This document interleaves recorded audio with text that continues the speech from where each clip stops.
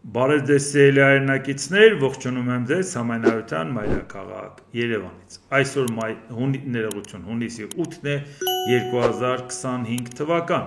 Կխոսենք աշխարհաքաղաքական, տարածաշրջանային ներպետական ուշագրավ թեմաներից, որոնք կներկայացնեմ իմ մեկնաբանությամբ։ Սկսենք Հայաստանյան իրադարձություններից, որովհետև արդեն տեղաբակողել ենք նախընտրական փուլ, թեպետ օրենքով դա շատ ավելի ուշ պետքա տեղի ունենա, բայց տեսնում եք մարտեր առանց կանոնների բոլոր ուղղություններով, դրա համար անդրադառնանք ի վերջո տեսնենք ինչ է տեղի ունենում։ Վարչապետ Նիկոլ Փաշինյանը գրել է. Լևոն Տեր-Պետրոսյանը Հայաստանի Հանրապետությունում ընտրությունների կեղծման պրակտիկայի հիմնադիրն է, եւ նա իհարկե պիտի կանգնի իր նման ժողովրդատյաց կեղծարարի ու կեղծիքի կողքին։ Ինչից է այս ձևակերպումն առաջացել, որտեղ նախորդին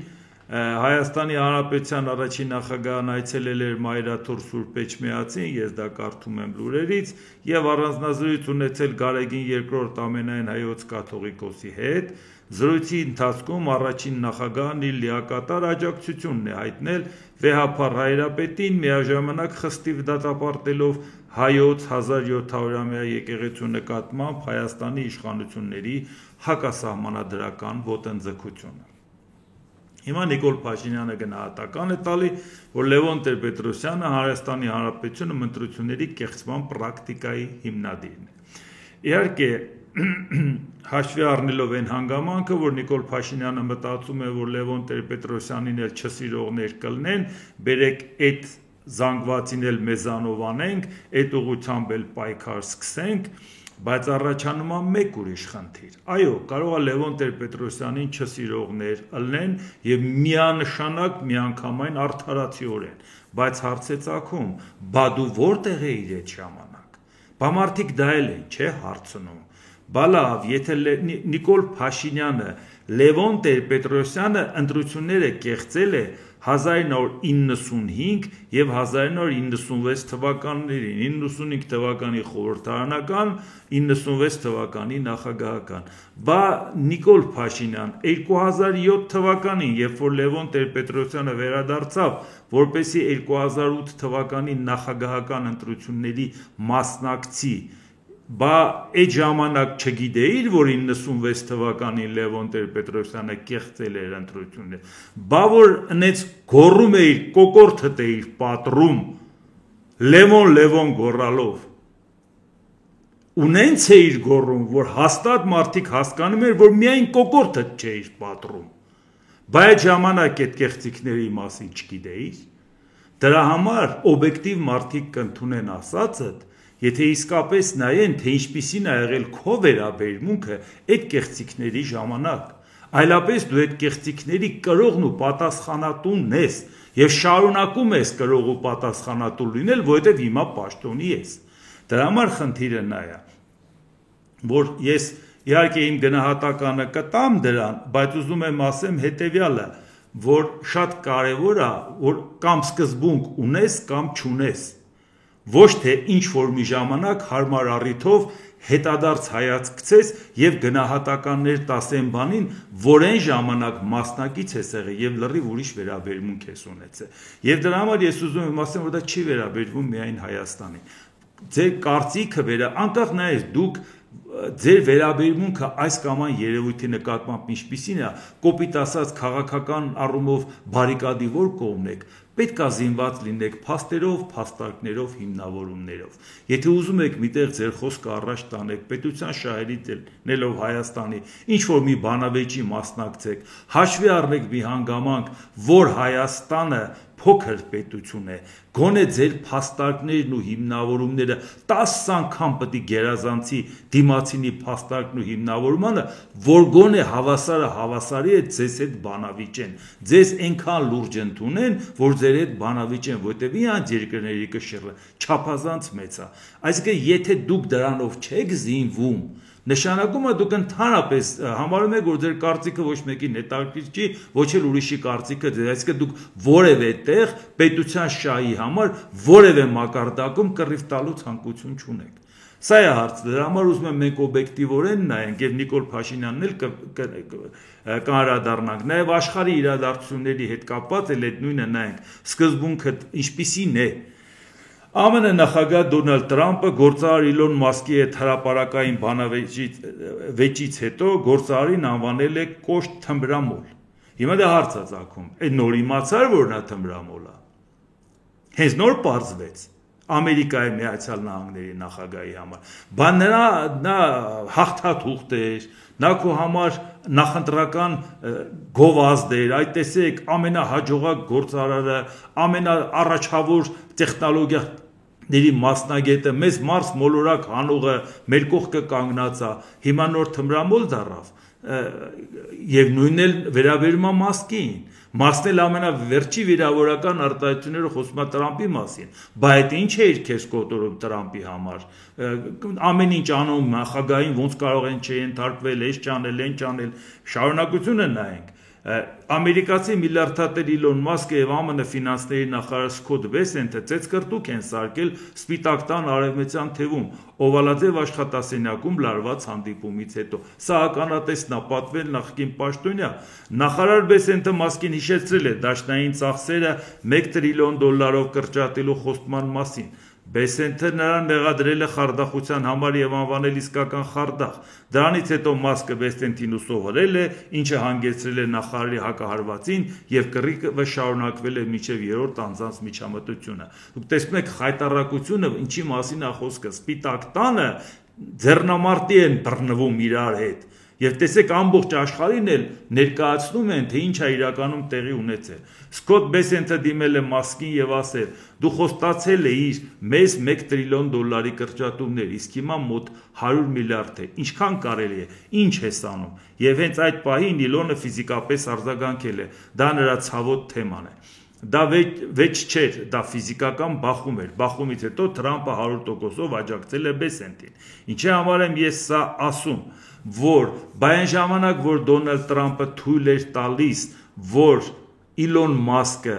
կառավարության նիստի ժամանակ, նախարարների կաբինետի հավաքի ժամանակ գար իրան անհարգալից պահեր նախարարների հասցեին, իրան թույլ էր տալիս ամբողջ երկրի պետական ծառայողներին ասել դուք բոլորը պետք է մատյանն առել ներկաբացակա էր անում միլիոնավոր մարդկանց, որ դուք պետք է ամեն օր պատասխանեք 5 հարցի ինչ է կարել, այս շաբաթ էս 5 հարցի ուղղությամբ ինչ է կարել, եւ Դոնալդ Տրամպն էլ ասում էր ով որ չպատասխանի հարցերին կազատվի աշխատանքից, այն ժամանակ չէիք մտածում, որ այս մարդը թմբրամոլ է, այս ինչ ենք անում։ Այս ինչ լիազորություններ ենք տալի նրան, երբ որ այդ ամեն ինչը բացահայտվեց այն ժամանակ, երբ որ արդեն հիմա մտածում եք, որ ով է այս բարեփոխումների ձախողման մեղավորը։ ԱՄՆ նախագահ Դոնալդ Տրամպը հայտարարել է, որ չի ցանկանում վերականգնել իր հարաբերությունները միլիարդատեր Իլոն Մասկի հետ, այն բանից հետո երբ երկուսի միջև վեճը հանրային հնչեղություն է ստացել։ Հարցին թե արդյոք նա կարծում է, որ իր հարաբերությունները Տեսլայի եւ SpaceX-ի գործադիր տնօրենի հետ ավարտվել են, Տրամպը պատասխանել է. ես ենթադրում եմ, որ այո։ Եվ այս առճակատման մեջ թե ով է բարեփոխումների այդ ձախողման պատասխանատուն, ակնհայտորեն պետքա պատասխանատուն լինի Մասկը, անկախ նրանից ինչ չափի մեղքի բաժին ունի Դոնալդ Տրամպը, որովհետև բիզնեսմեն եւ նախագահ առճակատում, որի արդյունքում բիզնեսմենը կհաղթի, ավելի մեծ ողբերգություն մոլորակի հետ կապված չի կարելի պատկերացնել, որովհետև խոսքը վերաբերում է Միացյալ Նահանգներին, աֆրիկյան միապետության մասին չի խոսքը։ Միացյալ Նահանգներում չի կարող նման բան, ով ուզում է լինի այդ բիզնեսմենը, նա նույն քաշային կատեգորիայում չի կարող ներել Ամերիկայի նախագահի հետ, ինչպիսի աջակցություն ուզում է ցուցաբերած լինի Ամերիկայի նախագահին։ Այսինքն այս հարցում չի քննարկում, որ պետք է ուղղակի Դոնալդ Տրամպը այդ հարցը փակի հօգուտ իր, ոչ թե հօգուտ իր, հօգուտ Ամերիկայի Միացյալ Նահանգների, ու այն բոլոր սխալները, որ այս ընթացքում արել, այո, քցի Մասկի վրա եւ դրանով մաքրվի եւ ասի այ սխալ ուղղությամբ տարան, էս արեցին, մենք վստահեցինք, մենք էս արեցինք, հաջողակ բիզնեսմեններ, մի խոսքով, հիմա ցախ չբացատրեմ, այսինքն ուզեմ ասեմ, այս կարգի հարցերում, այո, հաղթողը եւ պետք է լինի ԱՄՆ նախագահը, ուղղակի չի կարելի այլ կերպ պատկերացնել, իսկ ինչ վերաբերվում է նրան թե այնուամենայնիվ ինչու էսպես ստացվեց այդ օրից այդ խնդրի մասին եմ ես ուզում ասեմ ու այս խնդիրը վերաբերում է դա լինի Ամերիկա, լինի Ռուսաստան, լինի Իսրայել, որտեղ ուզում ալնի, այդ խնդիրը մշտապես ծագում է ու մարդիկ պետքա զինված լինեն այդ փաստարկներով, որ ցանկացած պարագայում ասեն մեր պատկերացումը սա է։ Նույնը վերցնենք, Պուտինն ասում էր միջազգային հանրությունը Արցախը ճանաչում է Ադրբեջանի կազմում, ես ինչ կարող էի անել, բայց ինքը ճանաչեց Աբխազիայի եւ Հարավային Օսիայի անկախությունը 2008 թվականի օգոստոսի 8-ի պատերազմից հետո ամսի 26-ին ինքը ճանաչեց երկուսի անկախությունը եւ մի հատ է զորք մտցրեց նրանց անվտանգությունը երաշխավորել։ Բա մոռացավ, որ այդ միջազգային հանրությունն էլ Աբխազիան ու Հարավային Օսիան ճանաչում էր Վրաստանի կազմում, որտեղ ինքը Վրաստանի հետ հակառակորդ էր, իսկ Ադրբեջանի հետ բարեկամ։ Այս սրա մասին է խոսքը։ Երբ որ որևէ մեկը ասում է, բայց ոնց կարող էի Արցախը ճանաչել կամ Արցախին աջակցել, ուղիղն այնց ոնց որ արեցիր Աբխազիայի ու Հարավային Օսիայի հետ։ Սրա մասին եմ ասում, որ ցանկացած պարագայում այս կարգի հարցերը պետք է պատրաստ դարակում դրած լինի։ Եղավ մի հատ բանավեճ, եղավ մի հատ պարզաբանում, հանես ասես սա է։ Երբ Ադրբեջանին Պուտինը տալիս էր մահաբեր զենք, ինչ էր ասում, ես չտամ ուրիշն է տալու, բայց գիտեր չէ, որ այդ մահաբեր զենքը մեր դեմ է օգտագործվելու։ Այդ ինչ անհասկանալի բան էր, Ադրբեջանում դեմ էր օգտագործելու։ Բայց երբ որ հարցը առաջանում, որ ինքը հարձակվում է Ուկրաինայի վրա, ինքը ստանում է զենք, մահաբեր զենք Հյուսիսային Կորեայից եւ Իրանից, հարվածում է Ուկրաինային, բայց երբ որ Ուկրաինան զենք է գնում Ֆրանսիայից, Մեծ Բրիտանիայից եւ Գերմանիայից նույն Պուտինը կանգնում է եւ նրա ապարատի աշխատողներն ասում են դուք զենք վաճառելով դառնում եք պատերազմի մասնակից, ուրեմն մենք պետք է գրավենք Լոնդոնը, Բերլինը եւ Փարիզը։ Ահա, այս այդ նույն կրկնակի ստանդարտի մասին է խոսքը։ Երբ որ դու մի բան ասում ես եւ հաջորդը նույնը վերաբերում է Իսրայելին, երբ որ Համասը հարձակվեց Իսրայելի վրա, ակնհայտորեն, երբ որ շատ-շատերն ասում են, ինչ լավ է հարձակվեց այս կողմենքով, ես ասում եմ, ժողովուրդ, դες այդ ինչ է կատարվում։ Այսինքն իսլամիստ ահաբեկիչը հարձակվում է պետության վրա, մարդկանց է գերեվարում տանում, մարդկանց է սպանում, տարածքները ոչնչացնում։ Դուք դրանից ինչ եք ոգևորվել, ասում եք մենք հրեաներ ինչ ենք սիրում։ Որ չսիրես դրանից ճշմարտությունը վերանում, հա։ Այսինքն դուք գտնում եք, որ կարա 22 հատ արաբական պետություն լինի, չի կարող մի հատ հրեական պետություն լինի, այդ որ գործիքով չափեցիք եւ ձեր համակրանքը իսլամիստ ահաբեկիչների կողմն էր։ Քանի անգամ եմ այդ մասին ասել։ Այո, նա ինքնապաշտպանության իրավունք ունի, նույնիսկ եթե այդ ընթացքում մարդիկ են զոհվում, Համասը գնում է ժողովրդի մեջ թաքնվում է կամ իր բազաները դնում է խիտ բնակեցված ժողովրդի մեջ։ Բայց երբ Իսրայելը կանգնում ասում է, որ այս ինչ լավ է, բերեք Համասին վերջնչացնելուց հետո սեկտոր Գազան միանգամից դատարկենք ու տանք Ամերիկային, ասում ենք հոп, կարմիր գիծը քաշում ենք, որտեղ մնաց քո սկզբունքը։ Քանի դու ինքնապաշտպանության իրավունքի դաշտում էիր, ասում ենք հասկացանք, երբ որ դու արդեն ասում ես, որ նույնիսկ պաղեստինցիների մեջ էլ կա ահաբեկիչ, պաղեստինցիների մեջ ահաբեկիչ կա, բռնի ահաբեկիչին, ինչա ուժը չի պատում, բայց 2.5 միլիոն մարդու դուրս անելը այլևս վերջ։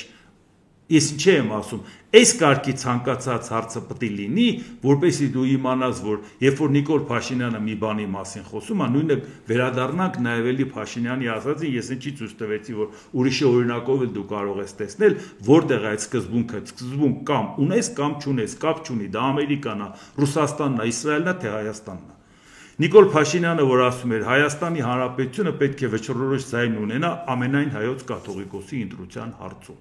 Այսօր էլ մի ուրիշ բան է ասել։ Պետությունը, փակագծում իշխանությունը, այսինքն պետությունն ու իշխանությունը նույնացրել է։ Պատկանում է ժողովրդին, եկեղեցին պատկանում է ժողովրդին։ Մենք պետությունն ու իշխանությունը վերադարձել ենք ժողովրդին, եկեղեցին նույնպես պիտի վերադարձնենք ժողովրդին։ Հիմա տեսեք հարցը որն է։ Նորից, եթե խոսքը վերաբերվեր, որ ինքը խոսում էր բարեվարկության մասին, Գարեգին երկրորդի եւ այլևել, այնպես չի, որ դրա մասին չենք խոսել, զուտ մենակ բարձր չի վերաբերվել կուսակրոնությանը, նրա բոլոր վարած քաղաքականությունը, որ շատ կոպիտ սխալներ արել Հայաստանի շահերին դեմ։ Բայց երբ որ դու մեղադրում ես Գարեգին երկրորդին, բայց ասում ես, որ դու պետք է վճռական դեր ունենաս կաթողիկոս ընտրելու, կարմիր գիծը հատեցիր։ որովհետև դու խնդիրը չես դնում, որ Գարեգին երկրորդը արժանի չի այդ պաշտոնին, խնդիրը դնում ես, ասում ես, եթե ինքը մեր ուզածը ըլներ, մեր վճռորոշ դերակատարություն ունենայինք ընտրության հարցում, այսինքն եթե ոչ թե Նիկոլ Փաշինյանը Գարեգինի աջահամբուր էր, այլ Գարեգինը Նիկոլ Փաշինյանի աջահամբուր էր, ոչ մի խնդրեմ չէր առաջանա, վերջ, հարցը լուծված է, այսա նորից այլևս նրա ճշմարտացիության ոչ մի միլիմետր չկա այդ հարցում, որովհետև եթե ասեի թող նա չլինի ում ընտրեն մեր դա իրանց իրավունքն է, մենք նրան չենք խառնվում, մաքսիմում եթե մենք կունենանք աշխարհիկ պատվիրակներ, դրանով կմասնակցենք, բայց դա իրանց ընտրությունն է, ոչ, ասում ես, այդ մեր ընտրությունը պետք է լինի, Գարեգինին ուղարկենք ու մերին ընտրենք, վերջ, այլևս սկզբունքի մասին խոսք չկա, որովհետև նույն բանը ես հիշեցնեմ Նիկոլ Փաշինյանի արած, որը որ էլի ինքը հիշում եք Արմեն Սարգսյանի կեղծիքը, որ նախագահի բացահայտվել էր, որ ինքը այլ երկրի քաղաքացիություն ունի։ Եվ այդ ժամանակ նա ոչ մի կերպ չէր կարողանում բացատրել, որ չունի։ Այդ պահից սկսած, երբ որ պարզ դառավ, որ ինքը կեղծիքով է դարձել նախագահ, այդ պահից սկսած նա թղթեր էր ստորագրում, հազար ու մի բաներ էր անում։ Այսինքն նա այդ պահից կարելի է համարել բացահայտվելու պահից համարել, որ նա զավթել է իշխանությունը անօրինական ձևով, բայց ինչ արեց Նիկոլ Փաշինյանը, գնաց հետը հանդիպեց, դուրս եկավ ասեց ես թղթերը նայել եմ, ամեն ինչ նորմալ է, թեման փակում ենք, ամեն ինչ լավ է, ոչ մի խնդիր չկա, ինքը տեսավ, որ կեղծիքը կա, բայց ինքը դրանով շանտաժի պահելով նրան դարձրեց կառավարելի, որ ինչ ասեմ պետք է անես, եւ դրանից հետո երբ որ նա փորձեց ըմբոստանալ, նրան այդ կեղծիքը դեմ տվեց եւ նրան հրաժարական պարտադրեց, հիմա հարց է ծագում, բա Նիկոլ Փաշինյան, եւ բա ինչ թուղթ էիր դու տեսել, Արմեն Սարգսյանի ինչ թուղթ էիր դու տեսել, եթե դու Արմեն Սարգսյանի թուղթը ասում ես, որ տեսել եմ, բայց իրականում չես տեսել եւ թույլ չես տվել գործընթացը շարունակվի, այսինքն այլևս այդ կեղծիքը, այդ հանցագործությունը մնացել է քո վրա,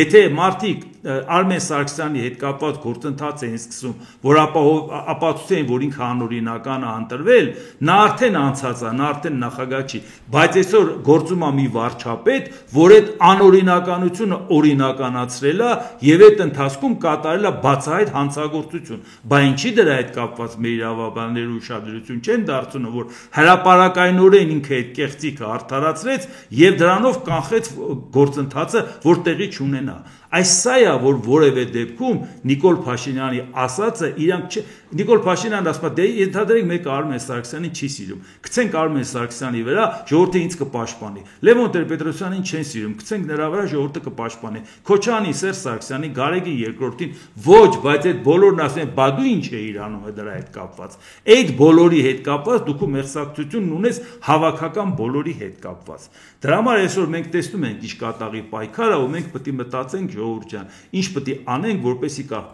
Անանք դրա դեմը առնենք, նորմալ գաղափարական ուժեր ձևավորվեն եւ այդ խնդիրը լուծեն։ Ամեն մեկս մեր ուժերի ներածի չափով այդ ամեն ինչ ան։ Եթե չէ, այս իշխանություն հանձնելու բացարձակ ցանկություն չունի։ Եթե շատ արխային եք ու մտածում եք, դե լավ, մեկը սրանք չեն կարող անցնեն եւ այլևել, այդպես միամիտ չլինեք։ Ամեն ինչ կանեն, կյանքի գնով աթոռը կպահեն։ Շատ ավելի լուրջ ձևի պետք է դրան նախապատրաստվել, շատ ավելի լուրջ քայլեր անել։ Որովհետեւ հետո չասել, բայց ոնց սենց եղավ, բա մեկը չկար որ դրա դեմն առներ։ Մեկը դրա դեմը չի կարող առնի, տեսնում եք ինչ մեքենա են անել դուս։ Փաշինյանը մի բան հայտարարում է, իր սաղ ջոկատը հարցակվում է այդ նույն գիծը առաջ տանելու վրա։ Իսկ հիմա ես դրա համար եմ ասում, եկեք մի հատ նայենք Լևոն Տեր-Պետրոսի ժամանակ, այն որ պաշտպանում էր Նիկոլ Փաշինյանը, այդ ժամանակ ինչ ենք ասել, որ մենք բարոյական իրավունք ունենք, ասենք այն ժամանակ էլ, այսօր էլ գնահատական տանք այդ ասածին, բայց Նիկոլ Փաշինյան, բա դու այս ժամանակ ինչ էիր անում։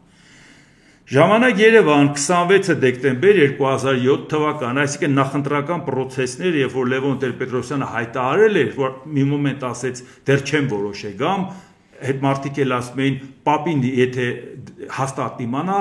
արդեն կհայտարարի, քանի չի հայտարարի, դեռ հաստատ չի։ Հետո կանգնեց ասեց, որոշել եմ։ Մարդիկ ասին վերջ, ուրեմն 100%-ով ինքը հաղթող է։ Վազելով գնացին հաղթողի կողքը կանգնեցին։ Հերթական անգամ հասարակությանը տրամադրելու հիասթափության։ Դրա համար այդ շատ ոգևորված էին ուզեց բացատրեմ, որ տենց չի, շատ կարճ մի բան կարդամ, հետո կշարունակենք։ Ուրեմն դատապարտիր, որ չդատապարտվես։ Հոդվածը այդ վերնագիրն ուներ, Ուրեմն մի ուղղակի մի հատ մաս կարդամ, որպես Տեր-Պետրոսյանի կազմակերպած հանրահավաքների մասնակից անեմ մի դիտարկում։ Կարիք չկա հավաքվածներին դիմել, թե պատրաստվեք մի լավ ծափ տալու եւ հնչեցնելու Վանո Սիրադեղյանի անունը։ Կամ նախապես ասել, թե երբ այսինչ բանը ասեմ, իրոնիայով չեմ ասելու, չգոռաք, մյուս դեպքում, թե կատակ չեմ անում, չծիծաղեք։ Իսկ ես հիմա գնահատականս եմ տալի։ Հարգելիս, դու նախագահի թեկնածու ես, ոչ թե միտինգի թամադա։ Ներկայացրու անելիքդ, իսկ հավաքվածները կորոշեն, քեզ վստահում են, թե ոչ, ծիծաղեն, թե գոռան։ Ժողովուրդը հոգնել է մշտապես պարտվելուց, եւ Տեր-Պետրոսյանի անպարտելիության բլեֆը ոգևորված ժողովրդին կարող է հերթական անգամ հուսախաբ անել։ Այս մարդաշատ միտինգներին գալիս են նրանք, ովքեր պարզապես չեն հաշտվում իրենց պարտության հետ, եւ բավական է համոզվեն, որ նրա հաղթանակն այդքան էլ 100%-անոց չէ, հետագա միտինգներին Ազատության հրապարակում հավանաբար կմասնակցեն միայն Հովհաննես Թումանյանը, Ալեքսանդր Սպենդիարյանը եւ հեռվից հեռու Առնո Բաբաջանյանը։ Նրանք, ովքեր Ազատության հրապարակը գիտեն, որ այնտեղ գտնվում է Հովհաննես Թումանյանի արձանը, Ալեքսանդր Սպենդիարյանի արձանը, իսկ Առնո Բաբաջանյանինը մի քիչ հեռվից հեռու է։ Այո, որոշ ժամանակ հետո, երբ որ այդ բլեֆը բացահայտվեց, միտինգներին մասնակցում էին այդ երեքը։ Այնպես որ ուզում եմ ասեմ, երբ որ ասում են Լևոն Տեր-Պետրոսյանը 100%-ով հաղթել է, դա ինձ չի կաշկանդել, որ ես իմ կարծիքը հայտնեմ, որ այս բլեֆը բացահայտվելու է մի կարճ ժամանակ հետո։ Իսկ մի հատ ուրիշ բան էլ նայենք։ 18-12-2007 թվական նորից ընտրություններից առաջ, երբ որ ինքը 100%-ով հաղթել էր, 168 ժամում ընտրողների հարցերն ընտրվողներին, որտեղ հիմա այս հարցերի հետ կապված ես նաև Նիկոլ Փաշինյանին ասելիք կա։ Հարցեր Լևոն Տեր-Պետրոսյանին։ Ինձ ծանոթացրեցին մի տեսագրության բովանդակության հետ, որը փողոց բերված տանկերից չէր վերաբերվում, որը 96 թվականին տանկերը բերեց, որ իշխանությունը պահի, քանի որ դա 96 թվականի հայտնի դեպքերի հաջորդ օրն էր, այլ բացատրում էր, թե ինչ է տեղի ունեցել կամ կարող էր տեղի ունենալ այդ նույն օրը, եւ ահա 96 թվականի սեպտեմբերի 25-ի հայտնի դեպքերից օրեր անց մի միջոցառման ժամանակ Արշալույս գյուղում այն ժամանակվա հայտնի ուժային կառույցների հայտնի ղեկավարները ելույթ ունենալիս ասել են տառացիորեն հետևյալը. դե ձայնագրությունը տարածվել է, բոլորդ նայել եք։ Եթե ժողովուրդը բարձրանար դեպի նախագահի նստավայր, ապա մենք մի 800-ից 1000 հոգի պիտի սպանեինք։ Դե եթե գալիս են գլխավոր հրամանատարի վրա 800 մարդն ինչ է որ չսպանեինք։ Այսպիսի գնահատական է տրվում այն ուժայինների կողմից, որոնք ասին, որ մենք գիտենք, որ Լևոն Տեր-Պետրոսյանը չէր հաղթել ընտրությանը։ Ուղղակի ասենք երկրորդ տուր չգնա, ինքը հոգնած է, չի բանը։ Այսինքն լավ իմանալով, որ նա չի հաղթել, օդ կրակեցին, որ եթե մի քիչ առաջ գաք, ուղիղ կրակում են եւ մի 800-ից 1000 մարդ պետք է սպանեինք, պահելու Լևոն Տեր-Պետրոսյանի աթոռը։ Եվ դա պաշտոնապես ասվում է պաշտոնյայի կողմից, այսինքն դա անեց պատահական մեկը ստեյնդեից չի լսել։ Ես հիմա իմ գնահատականն եմ տալիս, սարսափում եմ, երբ մտածում եմ, որ տոտալիտար ԽՍՀՄ-ի դեմ պայքարում անգամ 88-91 թվականներին մեր երկում ընդամենը մի քանի հոգի ազով է։ Հիշում եք այն պրովոկացիաներ բան որ արվեց, մի քանի հոգի ազով է 88-ից 91 թվականների ընթացքում։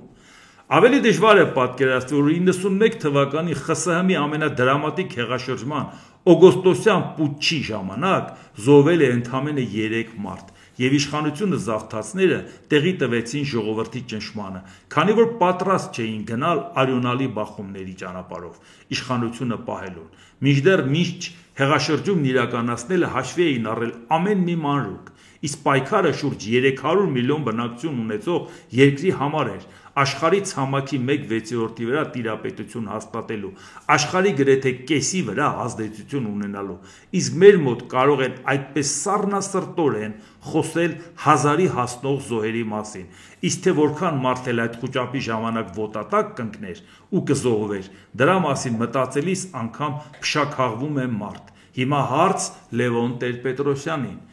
Պարոն Տեր-Պետրոսյան, 800-ից 1000 մարդ սպանելու հրահանգը արդյոք դուք եք տվել ուժային կառույցներին։ Եթե այո, ապա հիմնավորեք ձեր որոշումը։ Եթե ոչ, ապա հիմնավորեք, թե ինչպես կարող են ուժային կառույցների ղեկավարները պատրաստ լինել այդ սպանդն իրականացնել ինքնագլուխ։ Հարց երկրորդ. Կարող եք տալ գնահատականն այն ժամանակվա ուժային կառույցների ղեկավարների, ովքեր ձեր հրահանգով կամ ինքնագլուխ պատրաստակամ էին իրականացնել այդ կոտորածը։ Հարց 3. Կարող եք տալ գնահատական այն գերագույն գլխավոր հրամանատարի, իսկ այդ ժամանակ Լևոն Տեր-Պետրոսյանն էր,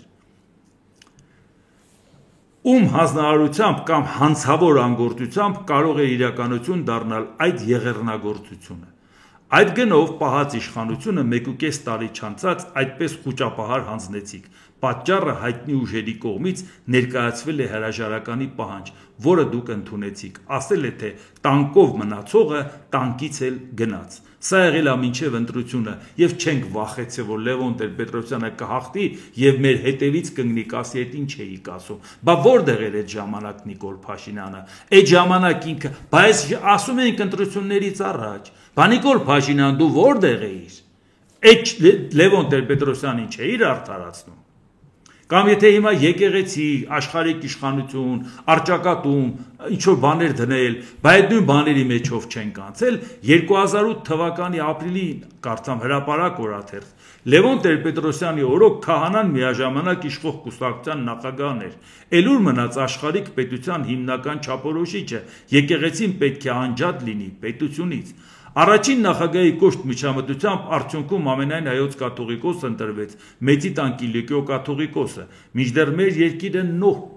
էր ազատվել աթեիստական ԽՍՀՄ լծից եւ այդ ընտրությամբ պետք էր եկեղեցի պետություն փոխհարաբերությունների կարգավորման հիմքը դնել։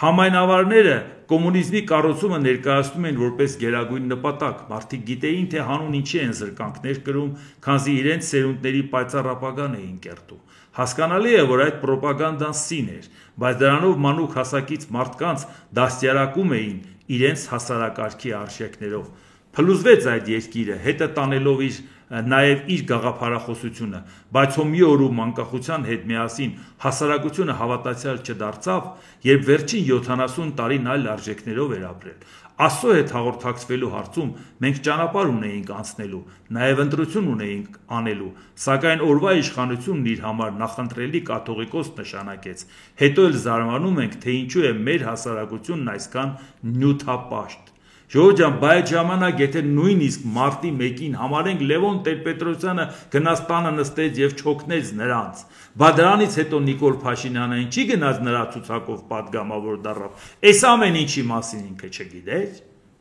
թե ժամանակ իրան ձեռնտու էր։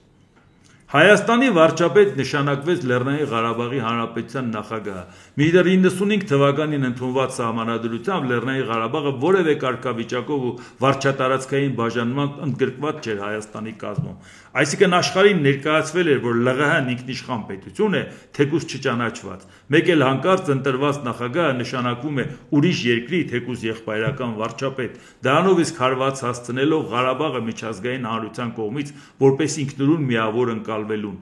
Իսկ որոշ ժամանակ անց Տեր-Պետրոսյանը ղարաբաղցիներին օտար համարեց եւ կոչ արեց նրանց դեմ մղել ազգային ազատագրական պայքար։ Դա ասում եմ այն ժամանակվա իր հայտարարություններից հանրահավաքներին։ Այո, դարձյալ պայքար ու դարձյալ մինչև վերջ։ Պարզապես 20 տարի առաջ Ղարաբաղի համար, իսկ հիմա Ղարաբաղի դեմ։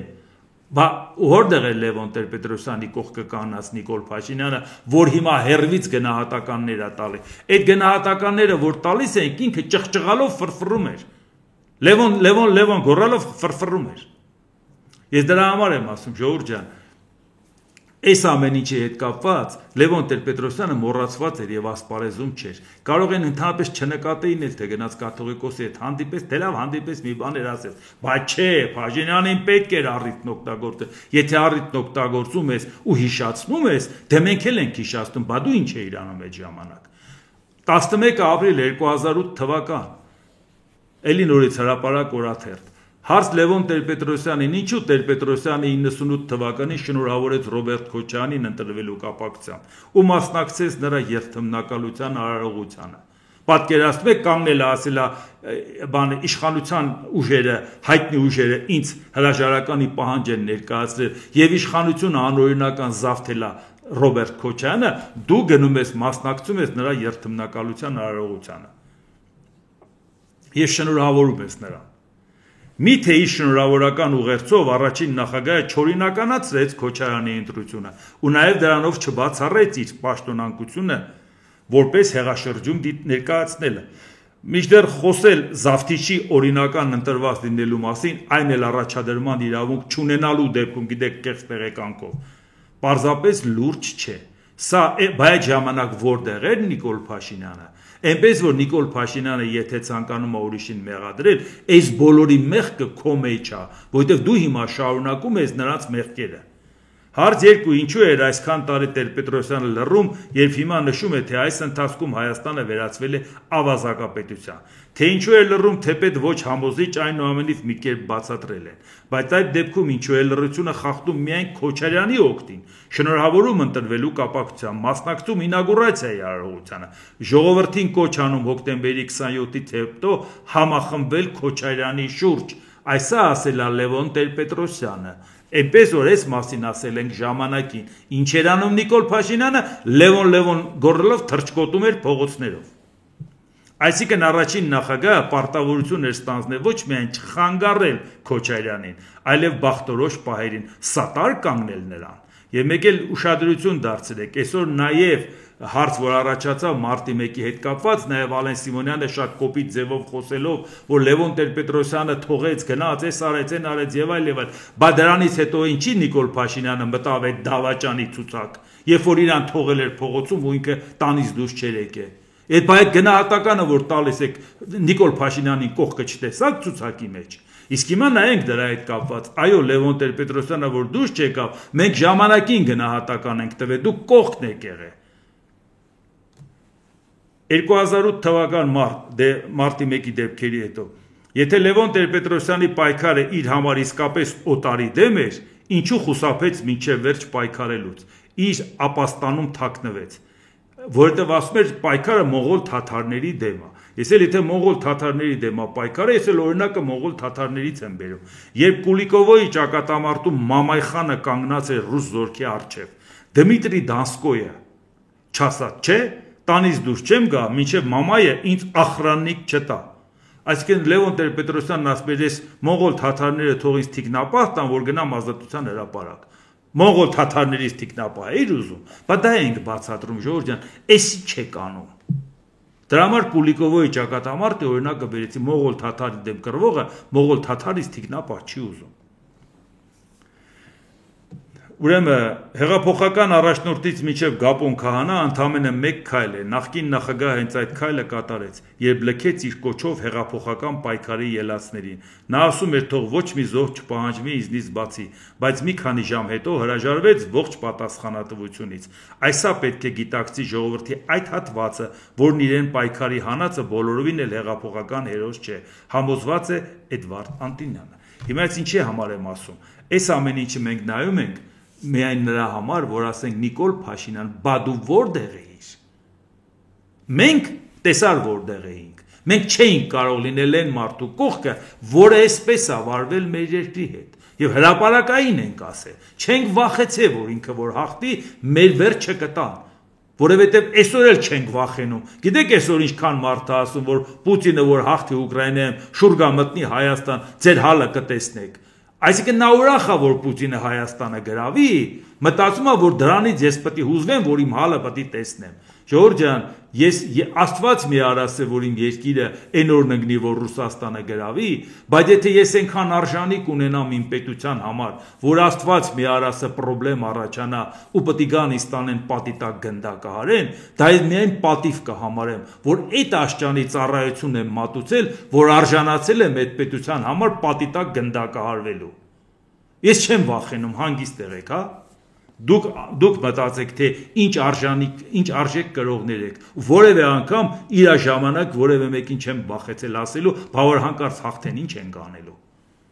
Իսկ հիմա նայենք նաև խնդիրը ինչին է վերաբերվում, որովհետև էլի հարցեր կա, Իրանի արտգործնախարարության պաշտոնական ներկայացուցիչ Էսմայիլ Բաղային խստորեն դատապարտել է ԱՄՆ ֆինանսների նախարարության կողմից սահմանված նոր պատժամիջոցները մի շարք իրանական եւ ոչ իրանական ֆիզիկական ու իրավաբանական անձանց դեմ առևտրային ու բանկային ոլորտներում Իրանի հետ համագործակցության պատրվակով։ Իրանի արտգործնախարարության ներկայացուցիչը հայտարարել է, որ Իրանի դեմ ԱՄՆ նոր պատժամիջոցները, որոնք սահմանվել են իրանցի ժողովրդի վրա, առավելագույն ճնշման անմարդկային եւ զախողված քաղաքականության շրջանակներում ոչ միայն անօրինական են եւ խախտում են միջազգային իրավական սկզբունքներն ու նորմերը, այլև ԱՄՆ իշխող ռեժիմի իրանցի ազգի նկատմամբ խորը եւ մշտական թշնամանքի եւս մեկ վկայություն է։ Հիմա ես դա ասացի ինչի համար, որ նայում եք Ուկրաինայում իրավիճակը ինչպիսին է, Իրանի հետ կապված դեռ հարցը լուծված չի։ Ամերիկայի Միացյալ Նահանգները նաեւ որոշում կայացրեց Տրամպը, նաեւ ոչ միայն որ արգելվի իրանցիների մուտքը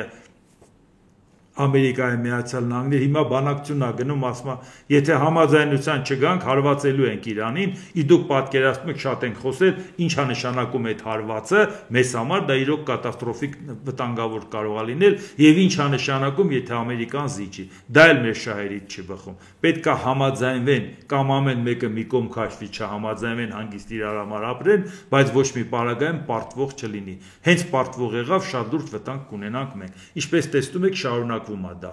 Եվ մեկ էլ ուկրաինական ուղղությամբ էլ Ուկրաինայի պաշտպանության նախարար Ռուստեմ Ումերովը գրել է. այս տարին Ուկրաինայի համար ռազմական օգնության առումով ռեկորդային տարի կլինի։ Մենք զգալի արդյունքներ ունենք 2025 թվականին անվտանգության ապահովման աջակցությունը կգերազանցի նախորդ բոլոր տարիների ցուցանիշները, ասել է Ումերովը։ Գերմանիան Ուկրաինային կհատկացնի 5 միլիարդ եվրո, Բելգիան կտա, Նորվեգիան, Շվեդիան, Նիդերլանդները, Կանադան, ինչպես տեսնում եք, հետևողականորեն այդ մարդիկ այդ գումարները տալիս են, որպեսզի կարողանան հասնեն նրան, որ Ուկրաինան կարողանա հաղթանակով դուրս գա այդ պատերազմից, որովհետև այդ պատերազմում Ուկրաինայի հաղթանակը դա ուղղակի կատաստրոֆա է մեզ համար։ Մենք հասկանում ենք նոր աշխարհակարգը ինչ տեսք ունենա։ Ընդամենը վերջերս էր, որ Ռուսաստանի բարձրաստիճան մի հատ պաշտոնյա բացատրում է, թե Ուկրաինայում ինչի պետք է մենք հաղթենք, ասում է, որովհետև հիմա մյուս հանրապետությունները սպասում են ուկրաինական պատերազմ եւ թվարկում է Ղազախստան, Հայաստան կոնկրետ թվարկում է, ասում են Ղազախներն էլ հենց գիտեն պետություն ունեն, այդ մենք ենք իրանց տվել իրանց մայրաքաղաքն էլ եւ այլ, նույն անհարգալի ձևով նաեւ Հայաստանի հասցեին, այսինքն իրանք ասում են հիմա հանգիստ սպասում են, տենան Ուկրաինայում, եթե Ուկրաինան հաղթում է, վերջ Ռուսաստանին ուղարկեն ուր որ հարկն է, իսկ եթե Ուկրաինայում մենք հաղթենք, իրանց հալը կտեսնեն։ Այսինքն դուք հասկանում եք, չէ՞, ինչի, բամեն որ մենք Ուկրաինայի պատերազմից չենք խոսում։ Բամեն որ խոսում ենք նաև դրա համար, որովհետև Ռուսաստանն ասում է հաղթեցի Ուկրաինայում, առանց փամփուշտ կրակելու վերցնելու եմ ինչ որ ուզելու եմ։ Մենք էլ ասում ենք պարտվեցիր Ուկրաինայում ու պարտությունը քաղաքական պետք է լինի, ռազմական չի լինելու։ Մինչև վերջի միլիմետրը չեն գրավելու նա կամ նա, որ պատերազմն ավարտվի։ Քաղաքական որոշում պետք է կայացվի, այդ պատերազմը ավարտվի։ Եվ այդ պարագայում այո, մեզ համար շատ կարևոր է, որ այդ պատերազմը ավարտվի, այնպես որ Ռուսաստանը չի թաքցնում, որ ասում է ես կանգ չեմ առնելու։ Պարզ ասում է ես կանգ չեմ առնելու։ Եվ պատահական չէր, որ ՆԱՏՕ-ի գլխավոր քարտուղարը, երբ որ գնացել էր Վաշինգտոն հանդիպման, չէր հանդիպել միայն Դոնալդ Տրամպի հետ, հանդիպել էր նաև սենատորների հետ, կոնգրեսմենների հետ եւ ասում է, ես իրան բացատրում էի Ռյուտեն, որ ասում է, հասկացեք, դուք վտանգը չեք պատկերացնում, թե Ռուսաստանը ինչպես է զինվում 24-ը 7, այսինքն 7 օր շաբաթվա եւ 24 ժամ օրվա մեջ նա զենք է արտադրում, դուք ծավալները չեք պատկերացնում։ Նա որ դա արտադրում է հիմա մենակ Ուկրաինայի համար չի, որտեվ իր երկրի վիճակը խայտարակ վիճակ է, նա դրա դիմաց բան է ուզում անի, նա դրա դիմաց բան է ուզում ստանա, որովհետեւ ինքը չի կարող ժողովրդին ասի դու ինչի ես վատ ապրում։ Մարդիկ կան, որոնք որ ասում են, գիտեք, կարևորը Ուկրաինայի հողերն է, ինչը Ռուսաստանի հետ կապված Ուկրաինայից ուրիշի հողը կարևոր է, բայց քո հողը, որ չինացիք սենց դրել են, սենց կտրել են հավեսով իրանցն են համարում, այդ ռուսական հող չի։ Թե Պուտինը որը որոշում է կարևոր է, դուք տենց եք որոշում։ Հայրենիքը Պուտինի որոշելով է, հա, բերեք Ուկրաինայից տարածք վերցնենք, ոչինչ, որ այդ մնացածը կտանք չինացիներին։ Դուք գիտեք, որ չինացիները նպատակային վերցնում են նա, որոնք իրանց մտքում, ինչու մենակ իրանց մտքում, անթակույց համարում են չինական տարածքներ, որ ասում է ժամանակին դա մերն է եղել։ Հիմա չգիտեք ինչի են նպատակային վերցնում, որ վաղը կբերեն մարդիկ, այդտեղ կգան կաշխատեն եւ այդ ամեն ինչը կվերցնեն ու կլինի իրենցը, եւ դուք այսօր հանգիստ ձևով դրան համաձայն եք։ Իհարկե ես ասեմ հարցը որն է։ Երբ որ ես նայում եմ, թե Հայաստանում ինչպիսի մարդիկ ինչպես են Պուտինի հետ կապված իրանց պահում, այտենց իրանց կոտորող Պուտինի համար ես չեմ պատկերացնում, որ Ռուսաստանում նույնիսկ հայ կա տենց։ Հայաստանում հայերը ավելի խայտարակ ձևի են իրանց Պուտինի համար կոտորում, քան անգամ Ռուսաստանի հայը։ Ռուսաստանի հայերը պարտադրված չեն անում, գիտեն կկալանավոր են, գիտեն կամ կբռնեն կուղարկեն Ուկրաինայի պատերազմ։ Բա Հայաստանին ինչ են անում, որտեղ իրանք պատերազմը չեն տեսնում, իրանք հերվից են Պուտինին սիրում։ Հասկանում եք խնդրեմը որն է։ Եվ այս պարագայում մեր համար նույնպես դա խնդիր է։ Մեր ներսում մենք ունենք այդ կարգի մտածող մարդիկ։ Ես դա եմ ասում, որ դա մեզ համար շատ կարևոր է։ Ու այդ մարդկանց ընդհանրապես հետաքրքիր չի, թե Պուտինը ինչ է զիջում Չինաստանին։ Բացարձակ իրանց հետաքրքիր չի, որտեղ իրանք Ռուսաստանի կողմից չեն, իրանք Պուտինի կողմից են։ Ու այս մթնոլորտում մենք հիմա տեսնում եք երկրում ինչ է կատարվում ու տեսնում եք իշխանությունները ոնց են սրում, տեսնում եք իշխանությունները ոնց են անում, որ հանկարծ net չլինի, որ որևէ ռացիոնալ ուժ ձևավորվի, որը կարողանա գա ասի ժողովուրդ ջան, մենք ի վիճակի ենք այս խնդիրները լուծել։ Դուք տեսաք, որ հիմա անընդհատ օրակարգի մեջ նոր խաղացողներ կմտցվի, մի օր կաթողիկոսը կմտնի, մի օր Լևոն Տեր-Պետրոսյանը կմտնի, մի օր ման կգան մի հատ ուրիշ թիրախ կգտնեն, կապ չունի, օրակարգը լցնեն, իսկ մենք մեր համեստ ուժերի ներածի չափով պետք է կարողանանք ճակատ գտնենք, որ հանրությանը ներկայացնենք մեր ասածները եւ մեկ էլ կարողանանք հասնենք նրան, որ կարողանան մի քանի տարբեր մարդիկ իրանց կառույցներով համախմբել, որ գոնե կարողանաս դեմ առնել։ Դուք տեսնում եք, որ մահու կենաց կռիվ է գնում այս ճակատում, ժողովուրդ ջան, սա հենց այնց կռիվ չի։ Սա մեկը ուզում է իշխանության գա, գիտի համը տեսած է այն գլխից թե իշխանությունն ինչ է, մեկն էլ ուզում է իշխանությունը պահի, որտեղ ոսկորոսոված էր եկել այսքանը ձեռնահանգել, ոնց կարող է պատահի դրանից հրաժարվի։ Հիմա եթե մենք ուզում ենք պետություն ունենանք, այս երկուսը պետք է տուն գնան, ժողովուրդ ջան, ուրիշ տարբերակ չկա։ Որևէ մեկը եթե հանկարծ մտածեց, որ Լևոն Տեր-Պետրոսյանն է լավը, Նիկոլ Փաշինյանն է լավը, Սերժ Սարգսյանը, թե Ռոբերտ Քոչարյանը, եթե նույնիսկ համեմատության մեջ դնելու մեջ որոշեցին, որ ավելի լավ է սա ալի, քան սա, նշանակում է դուք չեք ուզում Հայաստան պետություն ունենալ։ Որտեվ չի կարող նրանց մեջ համեմատության հարց լինի։ Պետք է իրանցից ոչ մեկը չլինի։ Չի քննարկվում դա։ Եթե իրանցից որևէ մեկը եղավ, արդյունքը նույնն է ալնելու։ Ոնց որ եթե անունը դրեցին հեղափոխություն բան փոխվեց, այնպես որ ուզում եմ ասեմ, որ այս ամեն ինչին պետք է ուշադրություն դարձնել, ժողովուրդ ջան։ Դե ինչ, այսօր այսքանը, եթե հավանեցիք սեղմ 1 լայք կոճակը, բաժանորդագրվեք Էդվարդ Անտինյանի YouTube-յան ալիքին, սեղմ 1 զանգակ կոճակը, գրեք մեկնաբանություններ, գրեք հարցեր, դիտեք եւ դատեք ինքներդ։ Շնորհակալություն։